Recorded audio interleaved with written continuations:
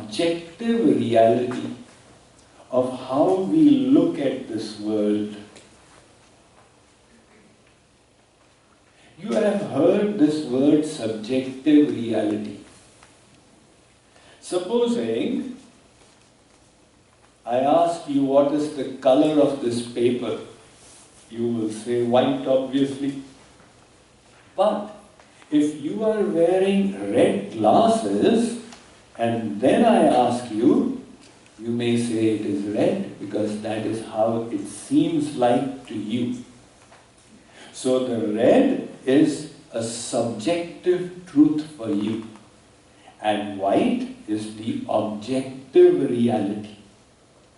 So we all don't perceive the world as it is, but how it seems to be to us.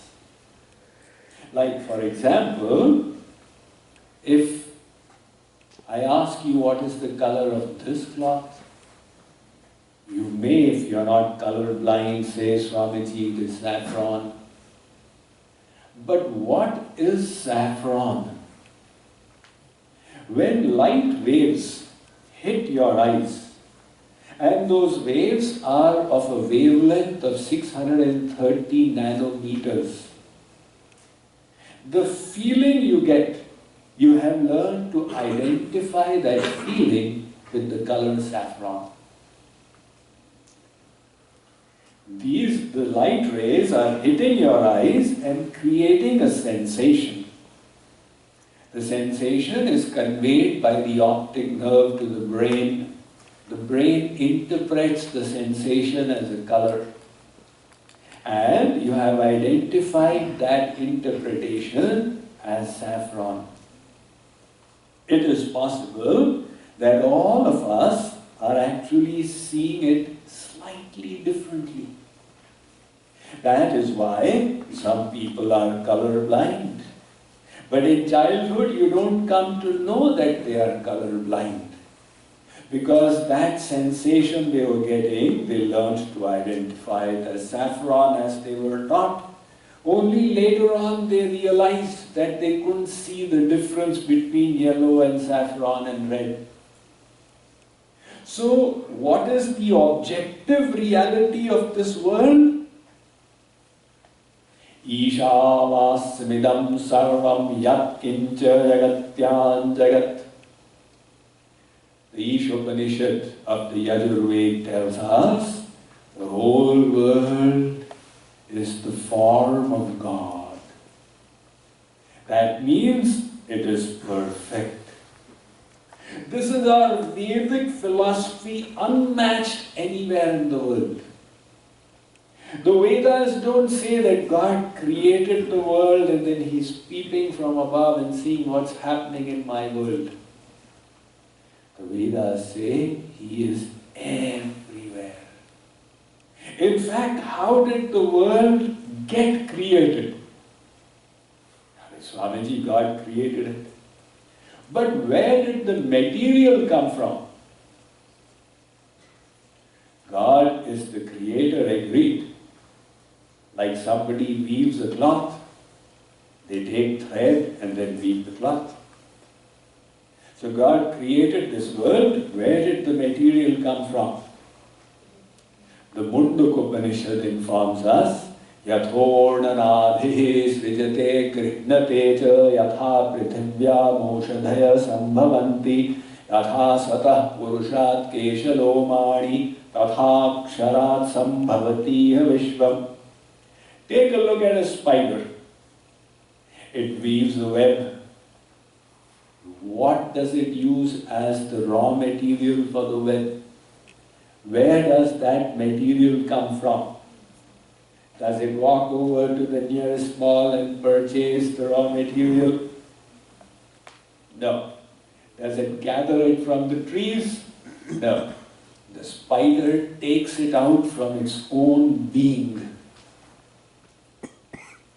And later on, when the web has served its purpose, the spider withdraws the web into itself.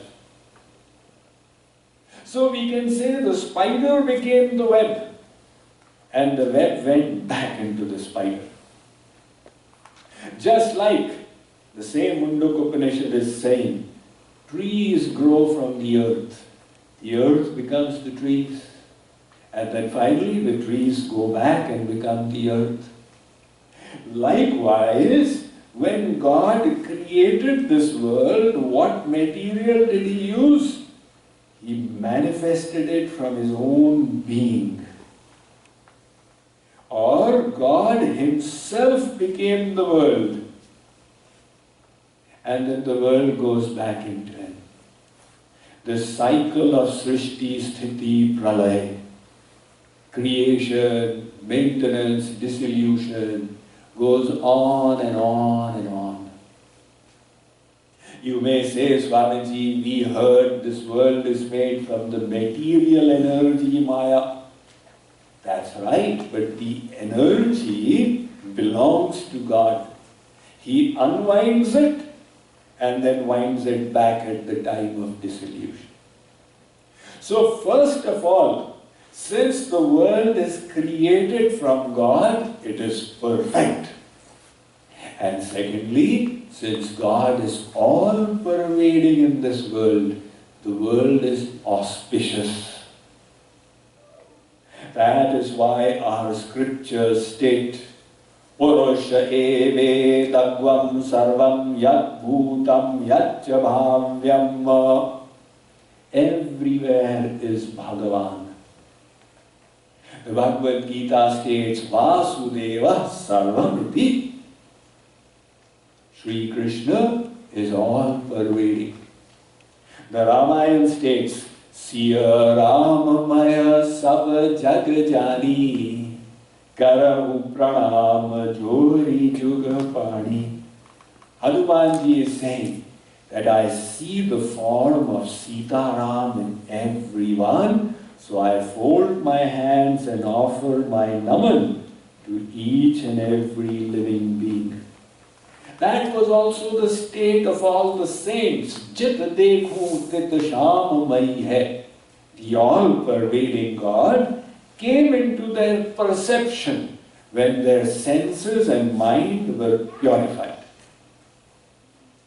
Now, as long as the senses and mind are not purified, there is a difference between the world as it is and the world as we perceive it to be. It is all auspicious, it is created for the gradual evolution of our soul. That's the objective reality. And we perceive it to be difficult, miserable, full of ignorance. That's because our senses and mind as yet are not purified. From God's point of view, there is no defect in the world. Now we may say, Swamiji, you say there is no defect. Correct. There is a Mahamari, pandemic that is spreading all around, and you say there is no defect. So these are parts of the grand scheme of things. Consider this example. One 5th grader in school, in his general science class, he learned about the miracle of the butterfly. How the caterpillar weaves a cocoon around itself and goes into hibernation for a few weeks to then emerge as a glorious butterfly. This boy, while returning from school, in the garden in front of his house on the rose bush, he saw a cocoon hanging. The boy was thrilled. Wow, my personal laboratory. I will see the miracle unfolding before my eyes. Every day while going to school and while coming back, he would check his personal cocoon. And one day, sure enough, it had started tearing apart. It was a Saturday morning, so after every hour he would come to check. And by midday, the butterfly had started emerging. It was ripping off its house for the last few weeks and coming out into this beautiful world. The boy was now watching transfixed as the butterfly kept emerging with great labor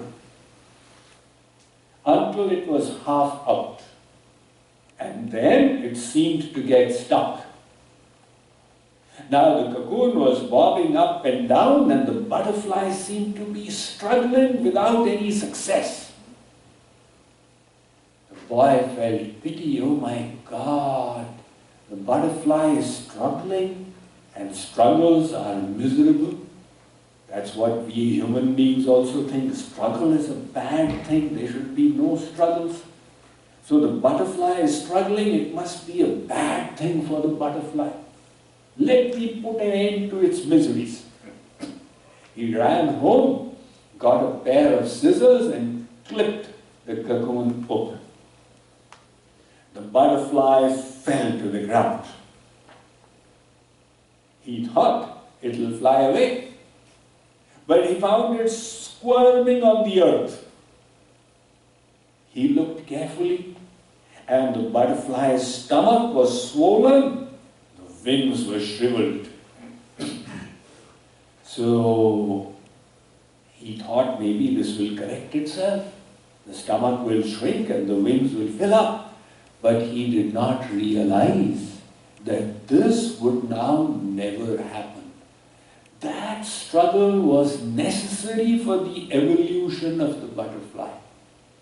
It was in extricating itself from that difficulty that the butterfly would push the juice from its stomach into the wings. Without the struggle, it would now remain handicapped all its life. Likewise, the purpose of creation is not to make us enjoy material comforts, but to ensure the evolution of our soul. And that evolution requires us to face hardships and surmount them, to encounter difficulties and overcome them, to look upon challenges and rise beyond them. God places them as stones, stepping stones, to enable us to fill our spiritual wings for the flight upwards.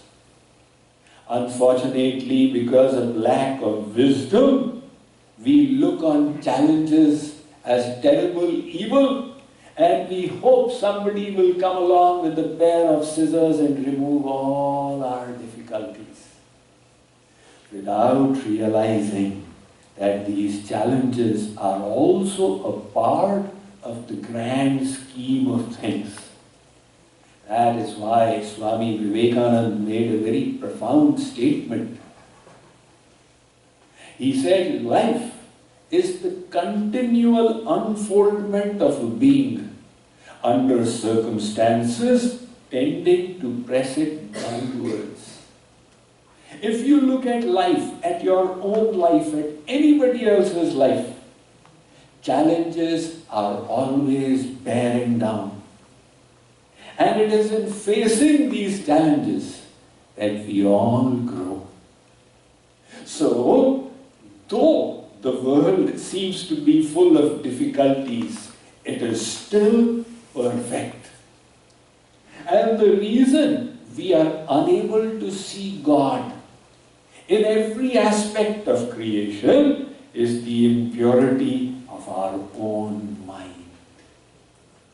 So, the Bhagavad Gita informed us, as we discussed over the last 3 days, Uddhared atmanatmanam atmanam avasadhayet atmaiva hyatmano bandhur atmaiva ripuratmanaha. Arjun, this mind is the cause of bondage and the mind is the cause of liberation.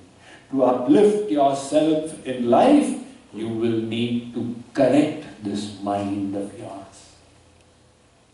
And that correction will only begin when we take responsibility for our mind.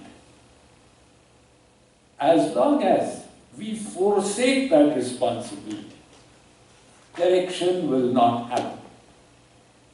So, we are in life how we are because of the choices we made over the past so many lifetimes. And if we want the future to be different, we have to make different choices today. Consider this example. Suppose your boss asked you to come for a work appraisal in the morning at 8 a.m., indicating that your job was in danger. And that stressed you out. At night before sleeping, you set the alarm at 6:30. But the alarm clock did not work. And when you woke up, it was 7:15. Now you rushed to the washroom and found that your better half had occupied it, and for the next 10 minutes, you were not able to get in. Finally, you were able to do your daily ablutions, and you went to your vehicle to discover that the fuel tank had been emptied by your child. Now you managed to get the fuel, fill it up, and when you hit the highway, you got caught in a rubberneck traffic jam. First time I came to know of a rubberneck traffic jam was in America. What happens is that something interesting is taking place on the roadside. Like a car has stopped and children are playing. So every driver, while crossing, slows down a little bit to turn the head. That is the rubberneck. And that starts accumulating until a traffic jam gets created. So the consequence was, when you arrived in your boss's office, it was 9:35. Now the boss gave you a piece of his mind, and that put you in a terrible mood. So this mood of which you are experiencing, I am feeling bad. Who is responsible for it? Is it the boss who gave you a firing? Or is it those people who caused the rubberneck traffic jam? Or is it your child who emptied the fuel tank? Or your spouse who kept the washroom occupied? Or else, is it the alarm clock's fault that it did not ring in time? Who is at fault? Actually, nobody is at fault.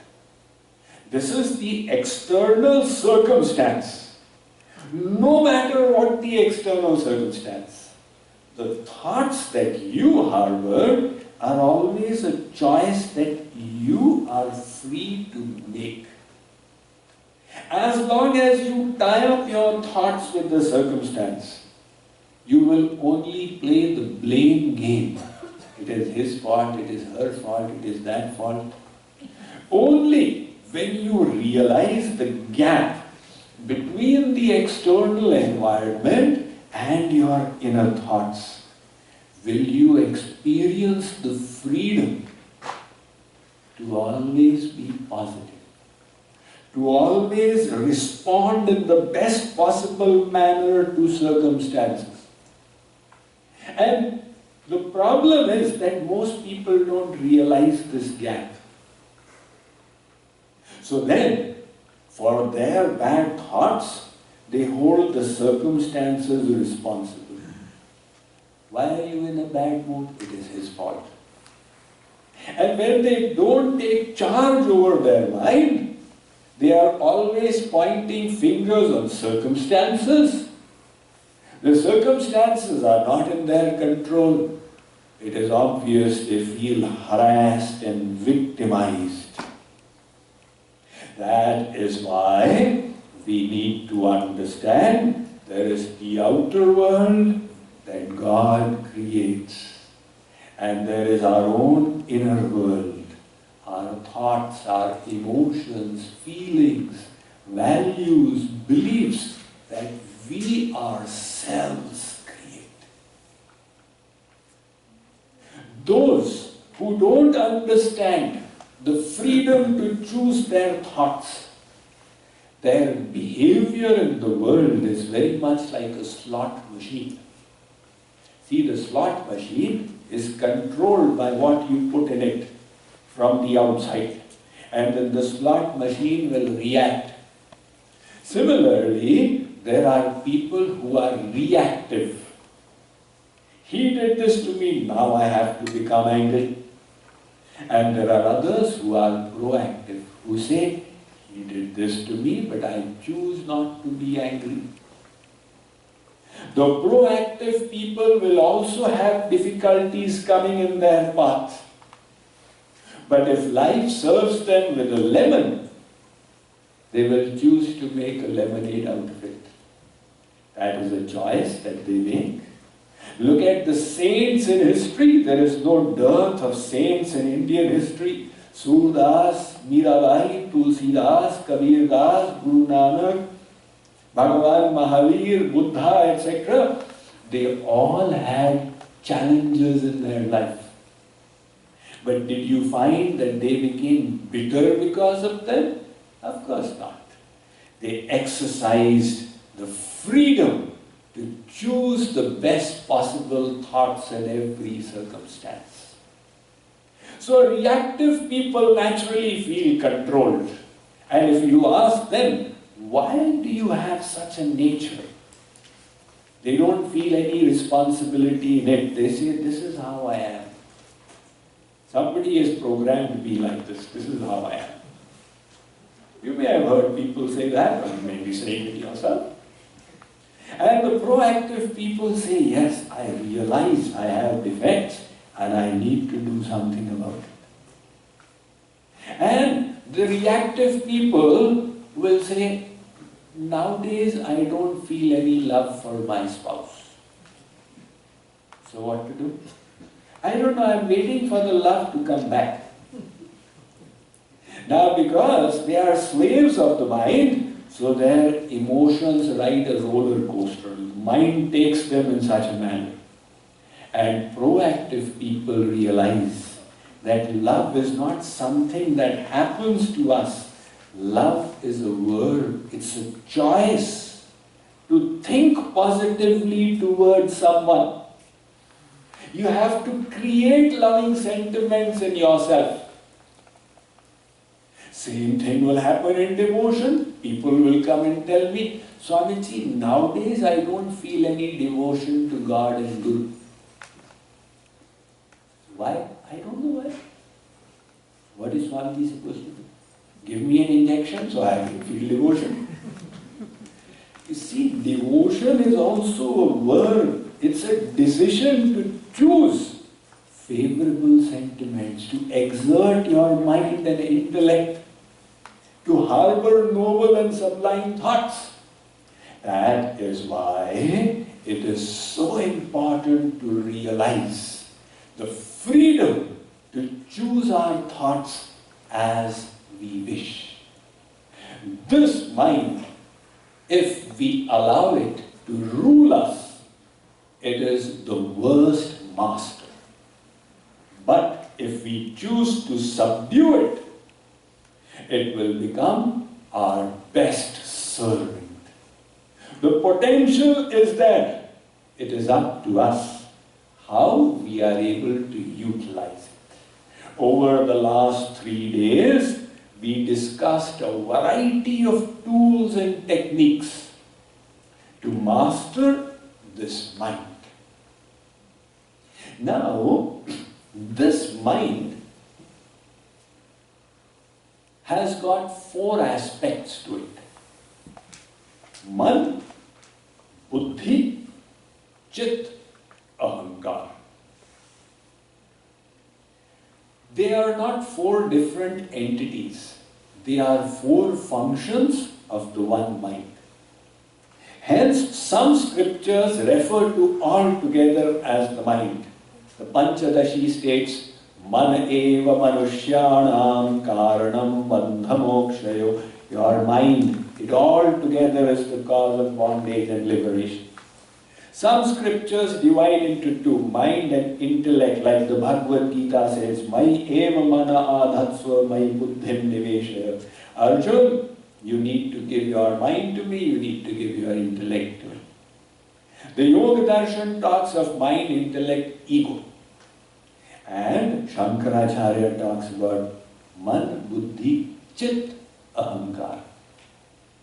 So what is this chit now? That's what we are going to discuss today. Chit is the subconscious mind.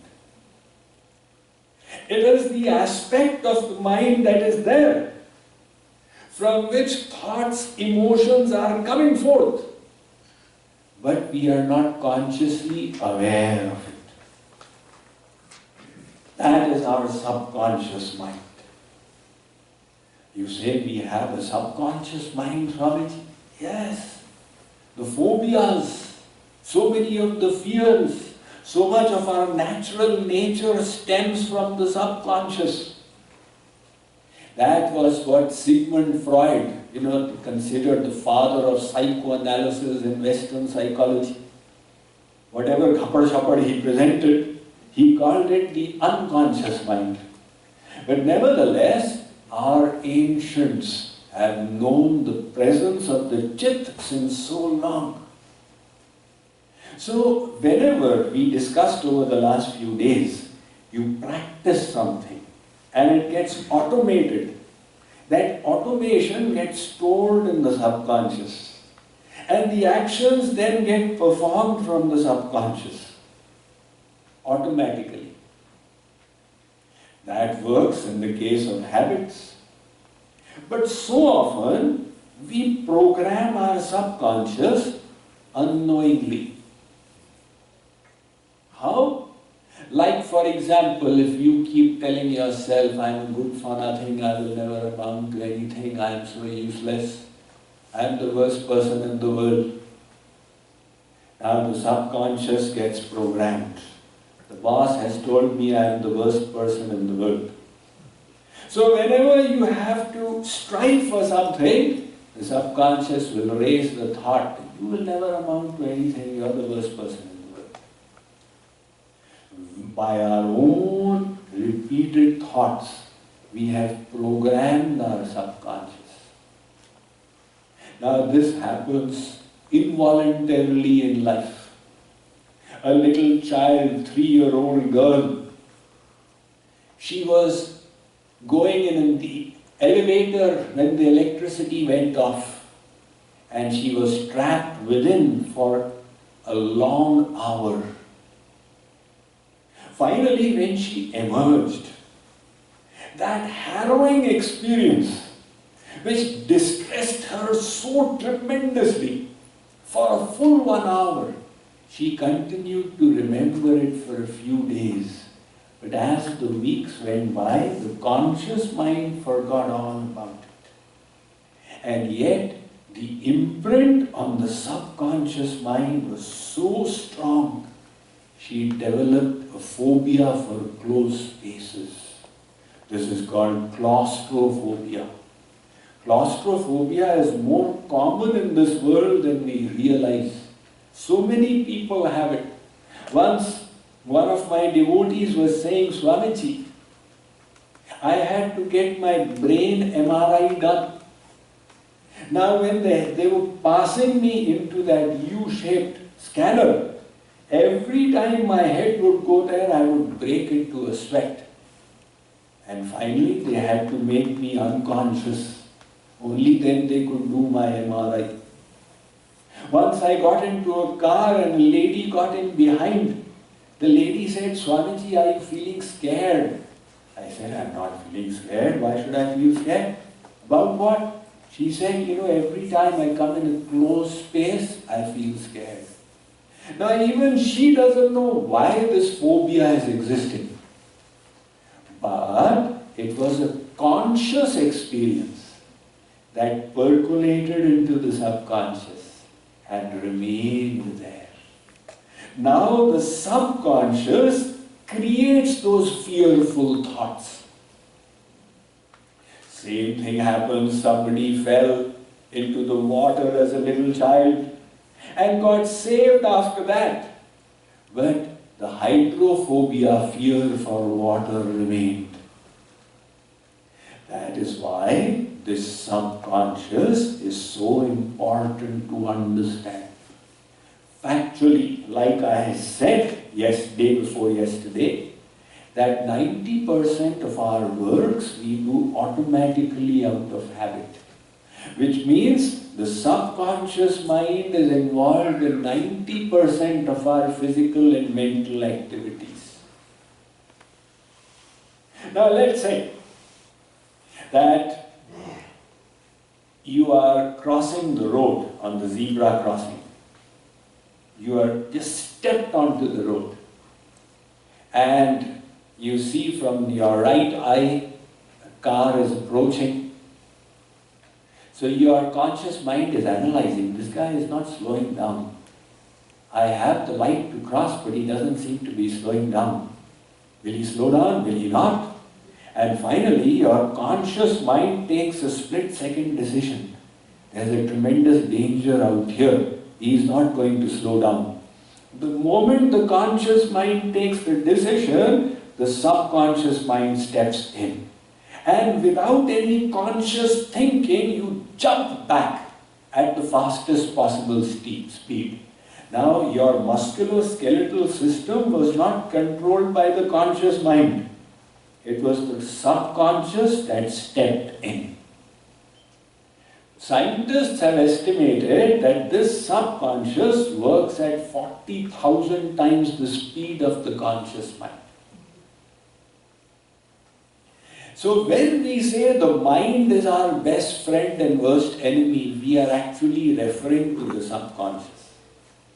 That subconscious gets programmed by what we consciously think and becomes our friend or our enemy.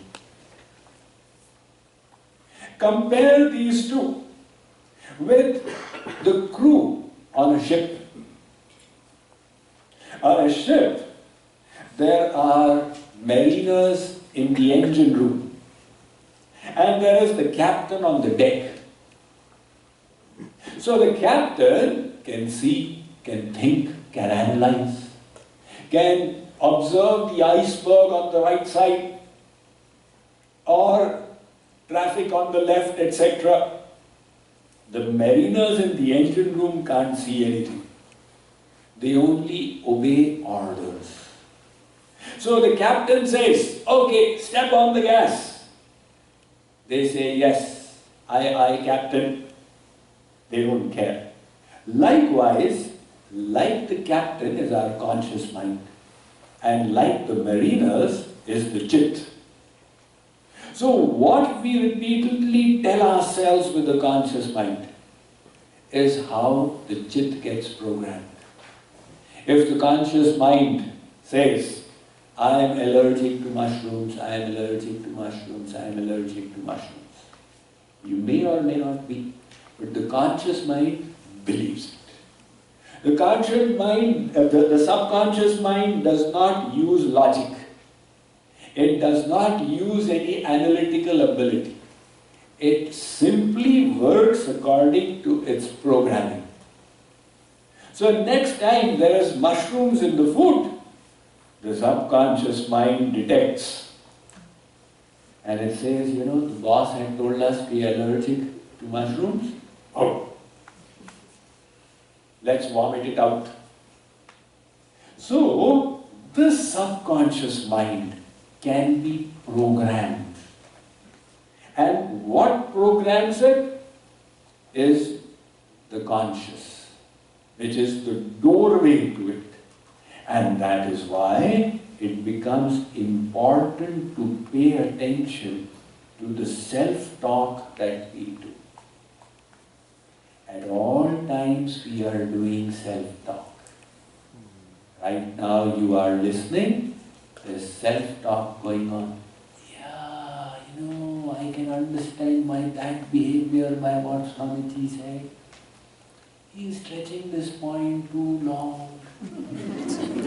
ये दाढ़ी वाला क्या समझता है अपने आप को?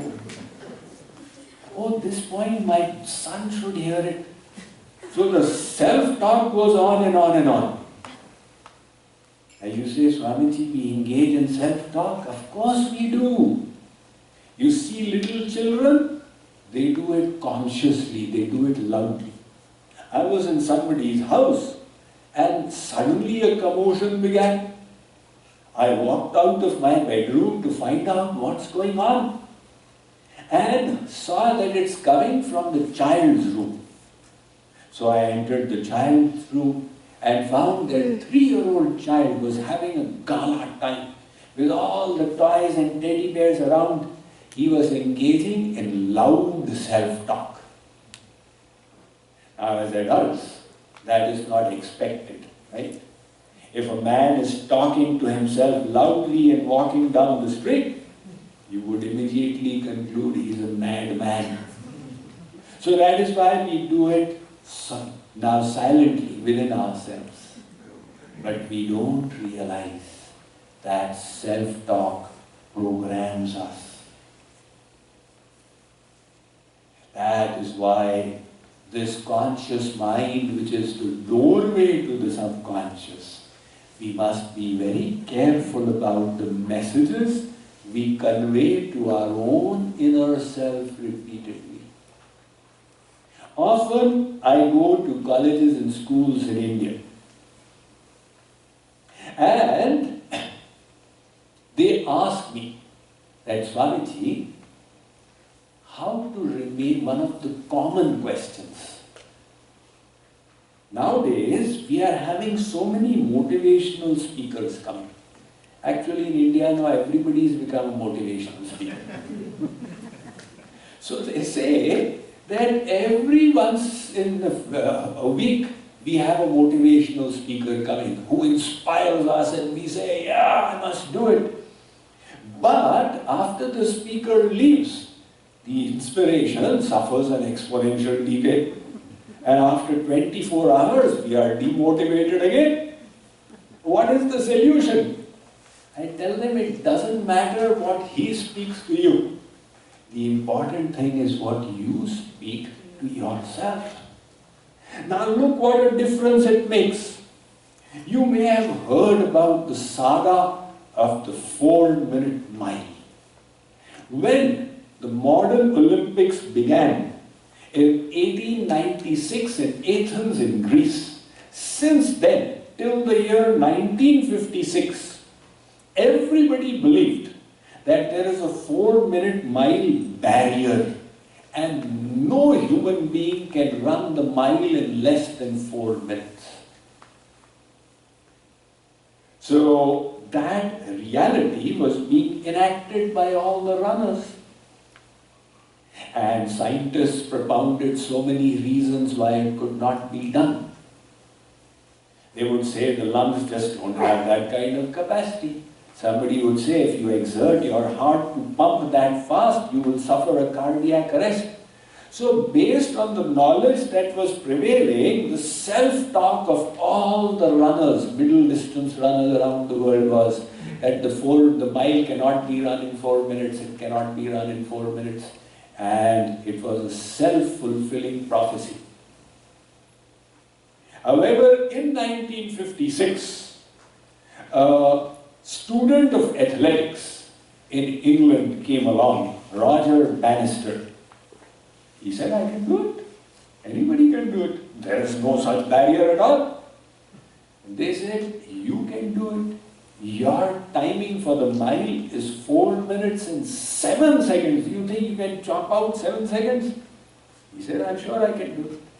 And finally, he broke through the 4-minute mile barrier. He ran it in 4 minutes, 59 seconds, 59.34 seconds.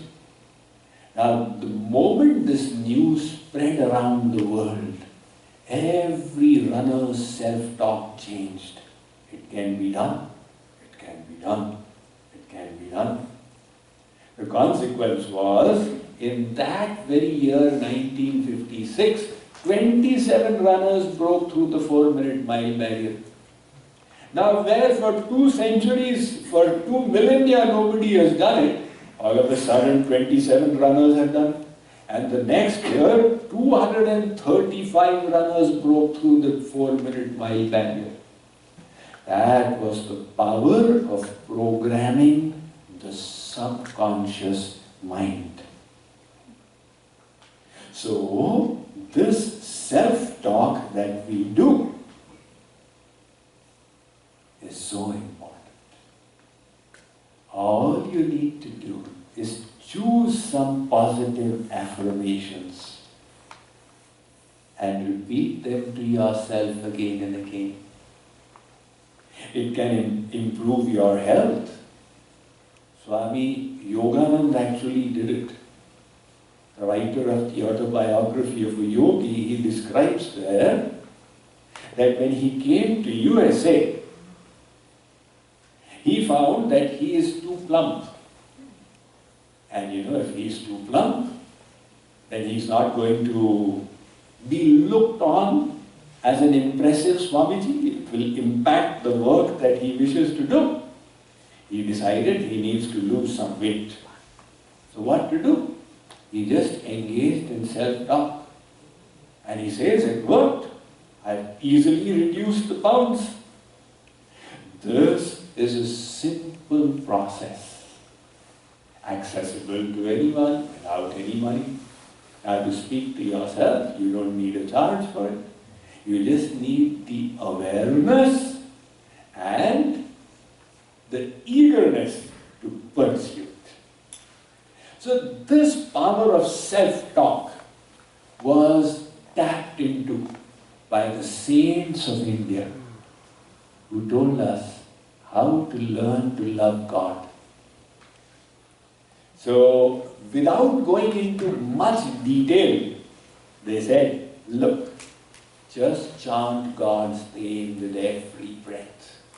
You don't even need the rosary beads. Hence, Kabirji said, Swasa mahi japete duvidha rahe na koi.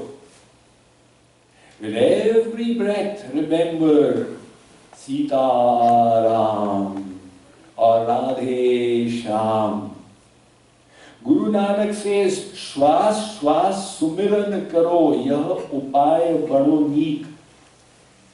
My Gurudev Kripaluji Maharaj, he writes, Shwas Jab Khincho Tora Kahu, Man Hi Man Te Pyare.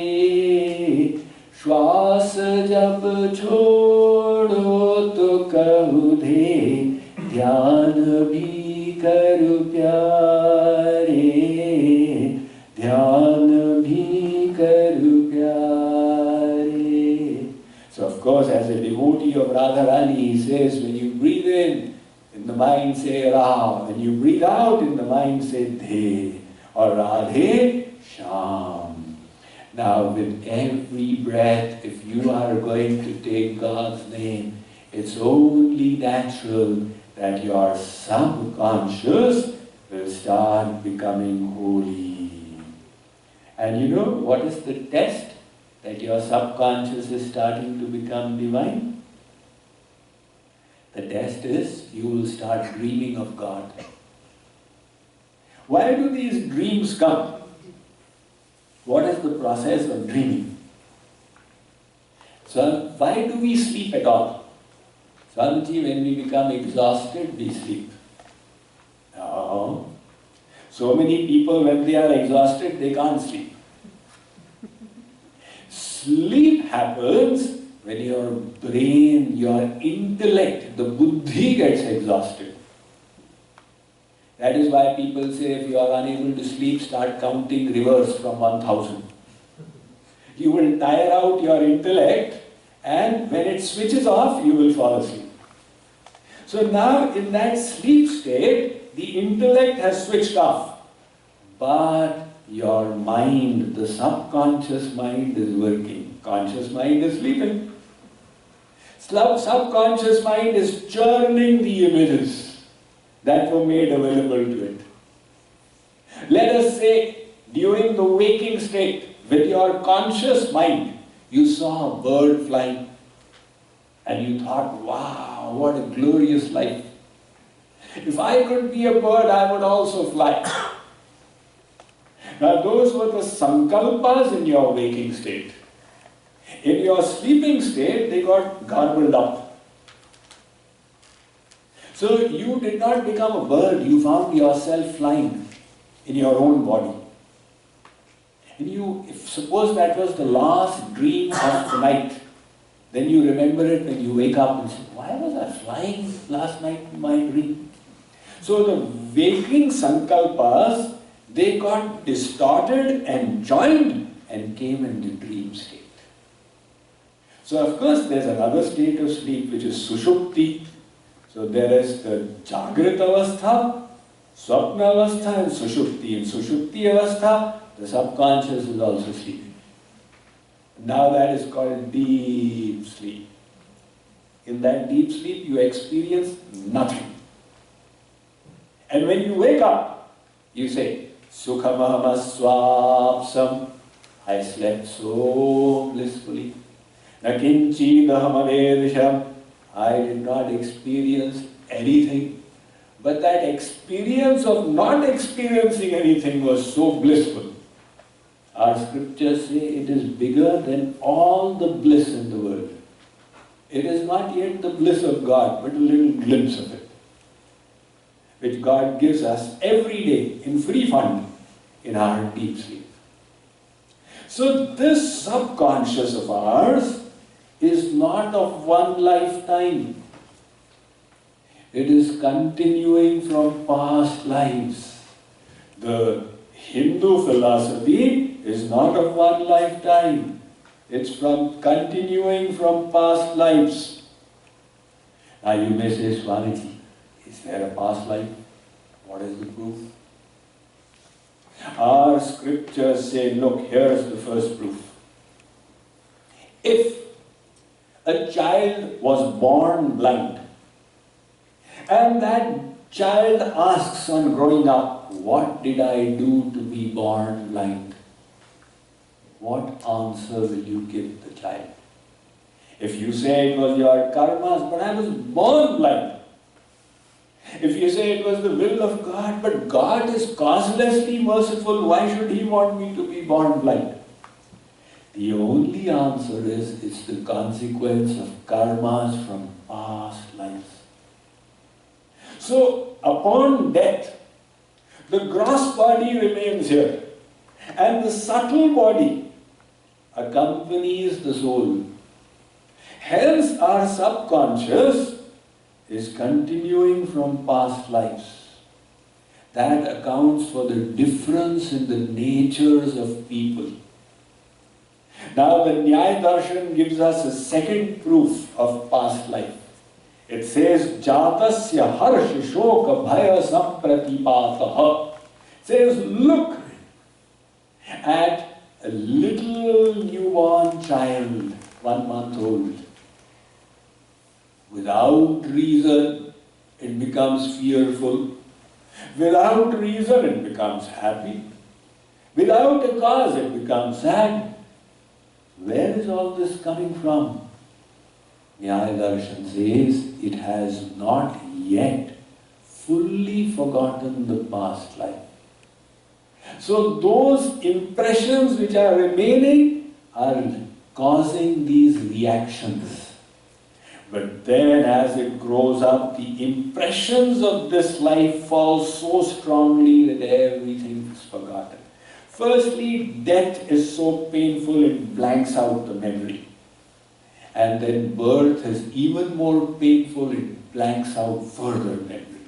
And yet people have this experience, there's a French word for it called déjà vu.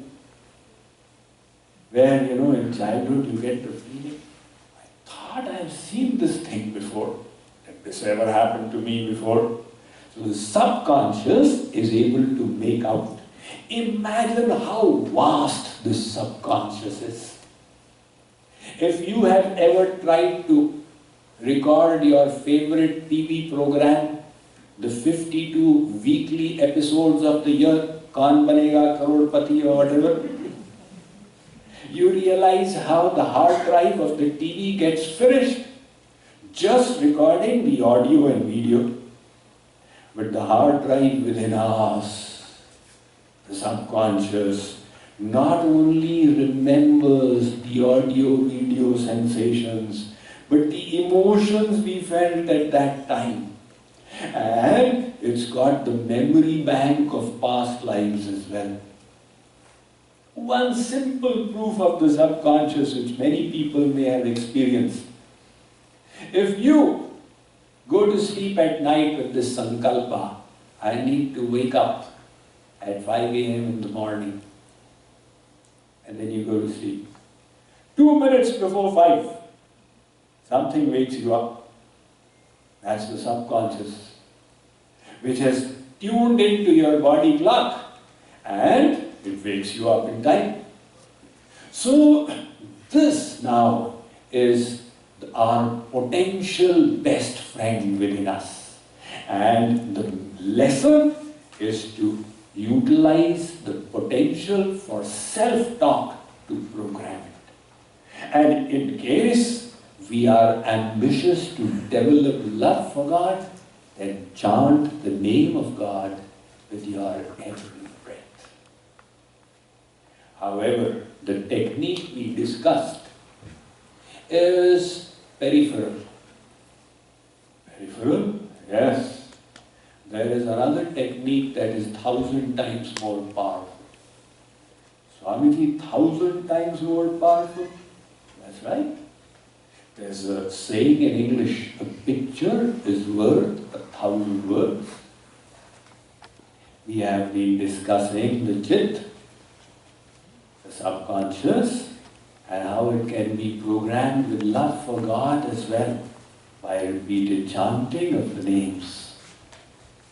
But somebody interested in even powerful technique than self-talk should look into visualization. As this old saying goes in English, an image is worth 1,000 words. The images impact us so strongly because we learned to interact this world through images. When you go into the parking lot searching for your car after the program, you don't care to look at the number of the car. You have the image of your car in your mind and you compare it with the cars that are parked there. Ah, there it is, the brown Toyota. So the reason is the first time we learned the name car, we were shown an image and we were told this is a car. Factually, we human beings so often think in terms of images. If I ask you to remember your father, what are you going to do? You'll immediately bring the father's image to mind. That is the nature of how this brain works. A study was conducted. Now I have read it elsewhere, but it was from the Minnesota State University. In the emergency ward, the study was done. When patients are discharged from the ward, they are given instructions on what to do and what not to do. So the patients were divided into two categories. 100 were given written instructions and explained by the medical staff what is to be done. And the other 100 were explained and given visual instructions. This is what you are supposed to do with pictures. After a month, the staff rang up the patients to find out how much of the instructions do they remember. Those who had received written instructions remembered only 6% of it after a month. And those who had received visual instructions remembered 43%. So the visuals, they do impact the mind. And that is why when you make your New Year resolution, the problem is you make it only in words and it is promptly forgotten about. One man, he went to the gym on 3rd of January. He found the parking lot was overcrowded. There was a line in front of every machine. He went and asked the manager that what is going on? Do I need to go to another gym now? The manager said, sir, these are only the New Year resolution people. Just wait till 15th of January and the gym will be empty again. So why does the New Year resolution not work for us? Because it is only words written in your diary. Instead, if you visualize yourself at the gym, visualize yourself exercising, and make that visual resolve, allow the image to sink deep in, it will remain with you. Very good chances of it. Whenever you wish to remember something, the moment you create an imagery behind it, immediately the chances of recall multiply immensely. So, peak performers in the material realm have realized the importance of visualization. Sports is such an arena where the difference of 1/10 of a second can make the difference between the gold medal and the bronze medal. And that is why they need to exert their musculoskeletal system, their emotional attitudes to perform at the maximum potential.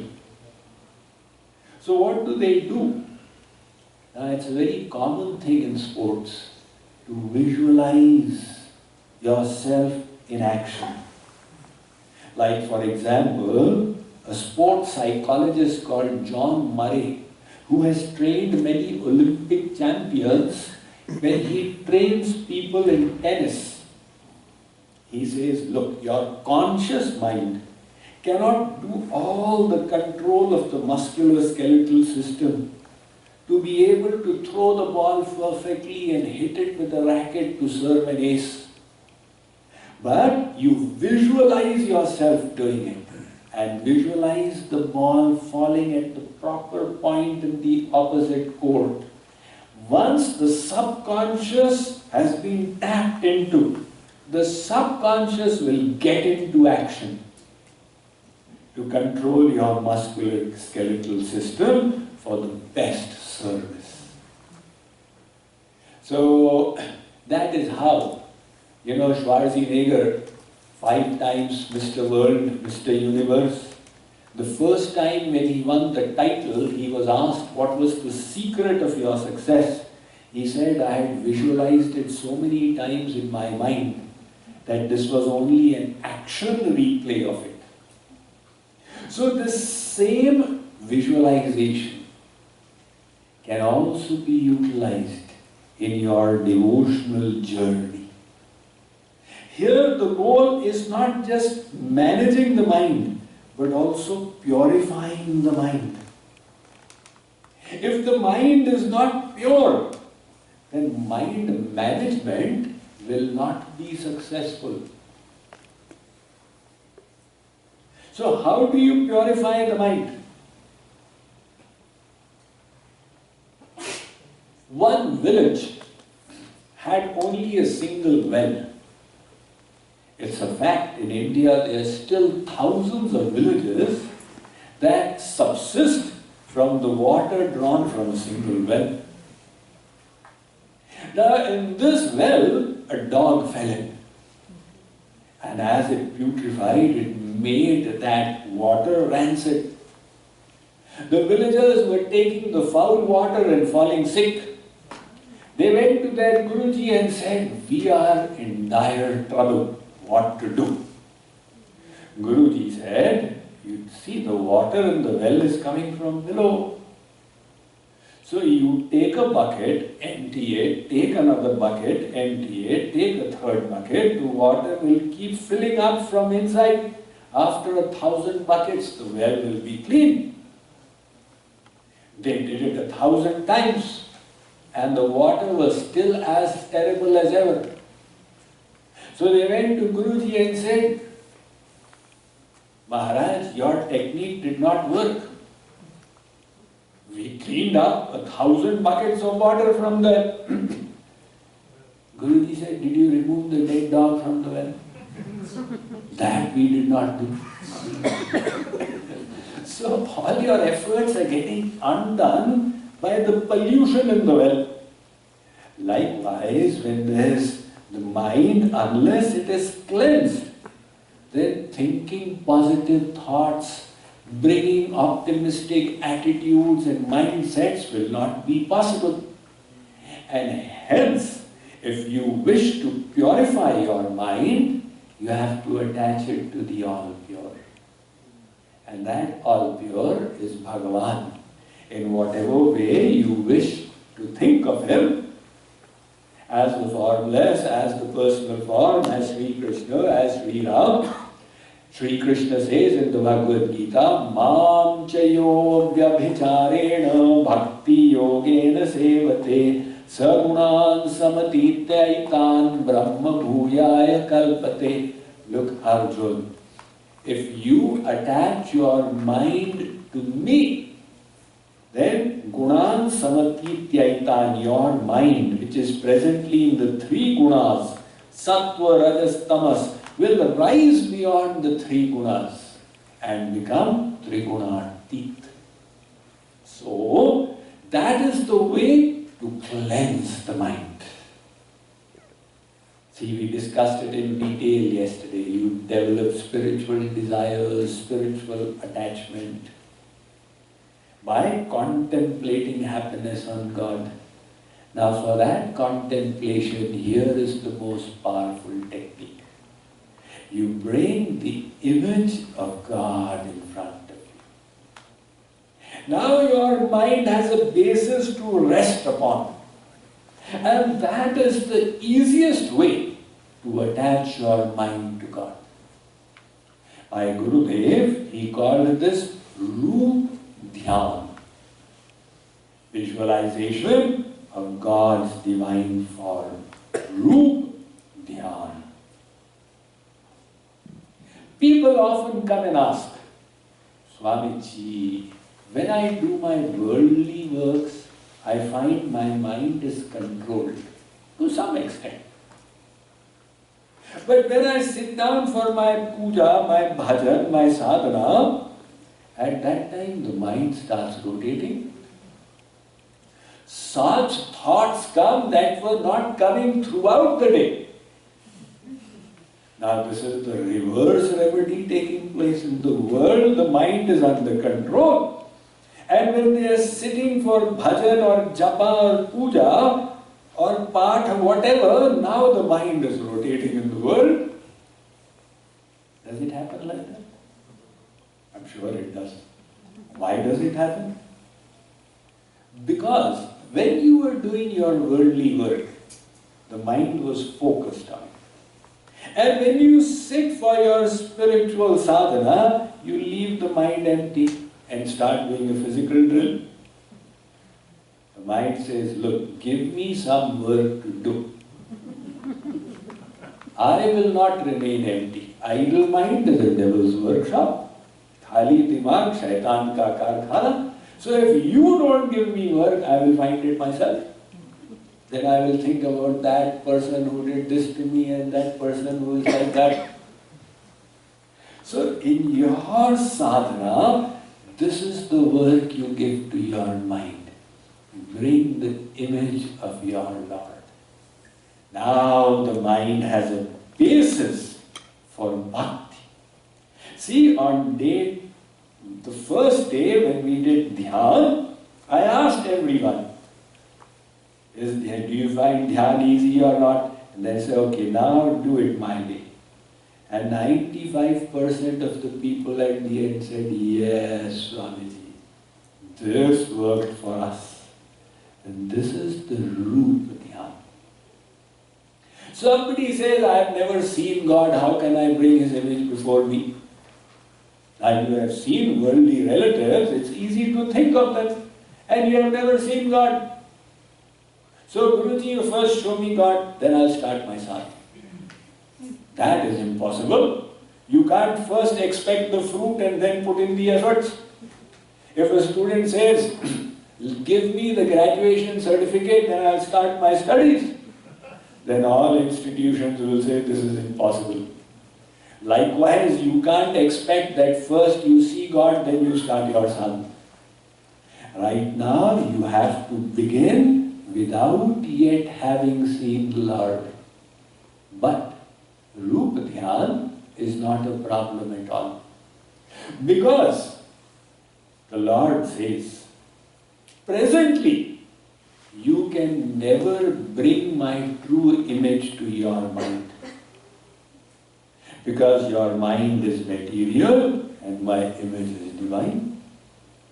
No matter what you do, no matter what you try, your material mind can never conceive of the divine Lord. It conceives of an idea. Yan manasana manute ye rahur manomatam tadeva brahmatvam vidhi nedam yadidam upasate. The Kena Upanishad says, it is by the power of the Lord that this mind thinks. The mind by itself has no power to conceive of Him. So, the scriptures say, right now you have the full freedom to visualize the Lord as you wish. Only create divine sentiments. He is the Creator, He is my Master, He is the ocean of grace and mercy. I am a little part of Him. You pray to Him for knowledge, for grace, for divine love. So this bhav is the important thing. Nakashthe vidyate devo na shilayam na mritsuja bhave vidyate devas tasmad bhavam samacharit. Nakashthe. The Manusmriti says, God doesn't reside in stone or mud or wood. God resides in the loving heart. With a loving heart you worship the deity and you will get the fruit. So Swami Vivekananda was asked when he came to USA, they introduced him. There was no doubt about Swamiji's knowledge. He was introduced, asking Swami Vivekananda if he can give knowledge. It's like asking the sun if it can give light. But he was questioned. You know, these Indians, they've got such a dull intellect. They worship stone as God. Now the question is that worshipping stone as God, how stupid of you. So Swamiji said, you know what? My Guru, Ramakrishna Paramahamsa, before him my knowledge was like a drop in front of the ocean. That Ramakrishna Paramahamsa used to worship the stone deity of Mother Kali. So everybody knows it is not God. But if by worshipping the deity you can achieve the level of Ramakrishna Paramahamsa, then what is the harm in it? So the goal is the purification of the heart. These are only helpers in the process. That is why now there are so many deities. Shaili, Darumai, Lauhi, Lekhya, Lepyacha, Saikati, Manumai, Manimai, Pratimashtvita. You can make it out of stone, you can make it out of wood, etc. But Manumai, you can as well make it out of the mind. And that is the best. Because that you can carry it everywhere. As one poet said, Dil mein basi hai yaar ki tasveer. He is talking about the divine beloved. Dil mein basi hai yaar ki tasveer. Jab chaha sir jhukaya dekh liya. The temple of the heart always remains with you, and you can always perceive the Lord within. So, now, what should we do on a daily basis? Somebody asked me, Swamiji, please tell us, let's see how much time. Within 10 minutes, I'm going to tell you what to do. On a daily basis, take some time out to work upon your mind and intellect. Just as people do their daily exercise, because they know they are sedentary workers. If they don't exercise, then the atrophy will take place and health will be lost. So you don't exercise all day long, but you take out maybe 45 minutes, half an hour a day for working upon your body to keep it fit. And what about the mind? The mind is also subject to so many distractions which have been multiplied manifold because of the modern day gadgets. So for some time in the day, you just shut out the whole world and you go within yourself to work on your own mind and your own intellect. This is your daily sadhana. In that, there are varieties of things you could do. You could do meditation, you could do contemplation, you could do self-introspection, you could just illumine your intellect with divine wisdom, etc. Use any of the tools that we discussed, and thereby you lift up your mind to divine heights. Just like if you take milk and put it in the water mixes with the milk and dilutes. The milk doesn't have the power to stay separate from the water. But if you keep it separate for a little while and then you convert it into yogurt and churn the yogurt to extract butter, now this butter will challenge the water. Mr. Water, I'll sit on your head and float, you can't do anything to me. As long as I was milk, you would dilute my concentration, but now I am immiscible because I have become butter. Like the milk is the mind, like the water is the world. In touch with the world, it is unavoidable that the mind becomes worldly. So for some time in the day, you keep your mind away. Shut off your pagers and mobiles and WhatsApp and everything, and just keep one target to solidify your absorption in the Almighty. This daily sadhana, when performed for 1 hour every day, will help you throughout the day. Now once you have done that, what do you do for the rest of the day?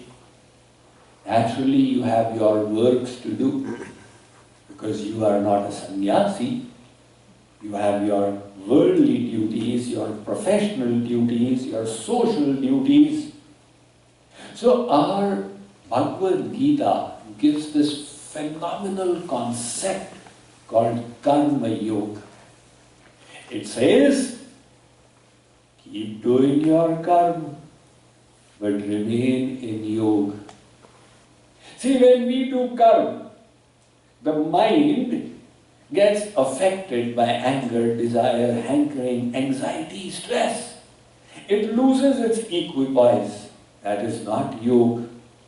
And what the Bhagavad Gita is teaching us is alongside with karma, if you can remain in yoga. That means the mind is free from hankering, aversion, desire, greed. It is imbued with love for God, and the work is continuing. Now, mind in yoga, body in work. This is karma yoga. And that is the philosophy of the Bhagavad Gita.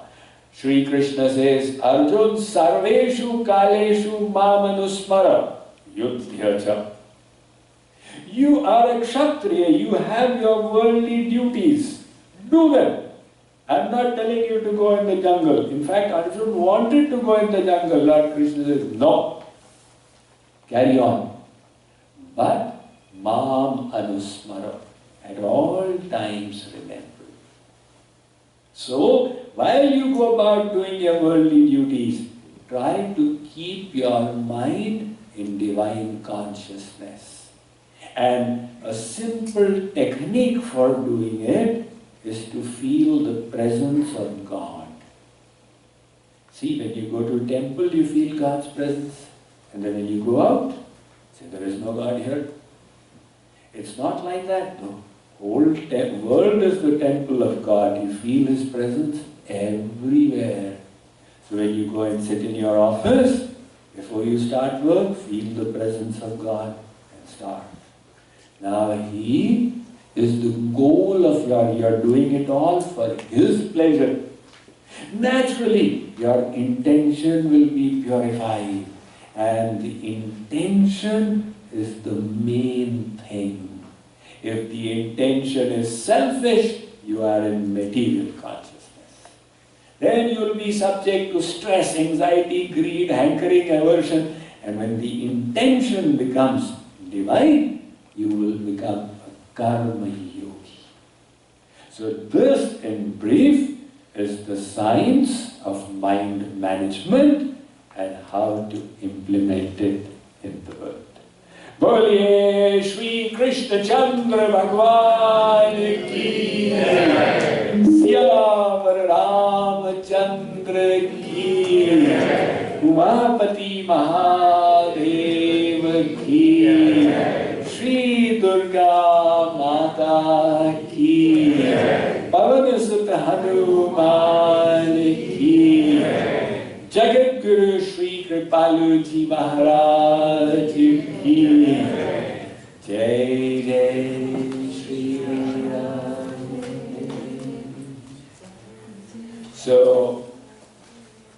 with that we conclude this 4-day series